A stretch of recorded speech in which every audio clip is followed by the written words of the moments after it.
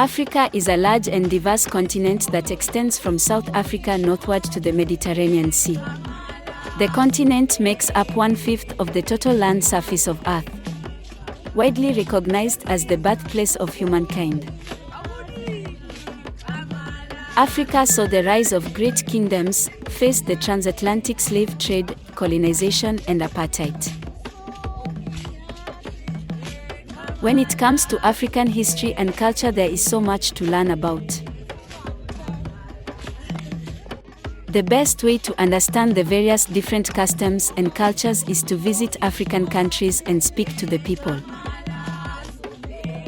With some of the most diverse customs, languages, and traditions in the world, Africa is truly a fascinating continent. You're welcome to my channel, Zulu Queens, where you would find the beauty of African Zulu paradise. Please subscribe to my YouTube channel, click on the notification icon, like, comment, and share for more videos. The Zulu are the largest ethnic group in South Africa. They are well known for their beautiful brightly colored beads and baskets, as well as other small carvings.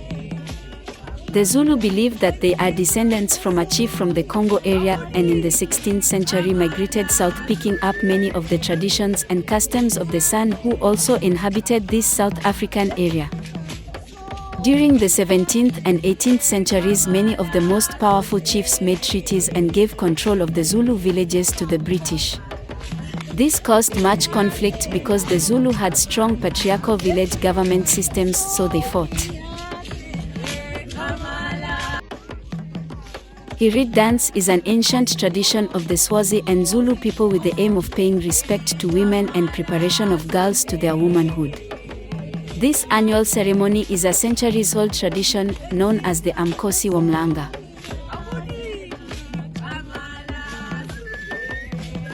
The festival name derives from the riverbed reeds, the central attributes of the event. Celebrations take place in early September at the Enyokini Royal Palace in Nongoma, KwaZulu-Natal. Thousands of Zulu girls are led by their senior princess and proceed by carrying the reeds, singing, and dancing. They don't wear many clothes but are in traditional accessories instead. These accessories are defined by their beadwork. Please don't forget to subscribe to my YouTube channel, click on the notification icon, like, comment, and share for more beautiful videos.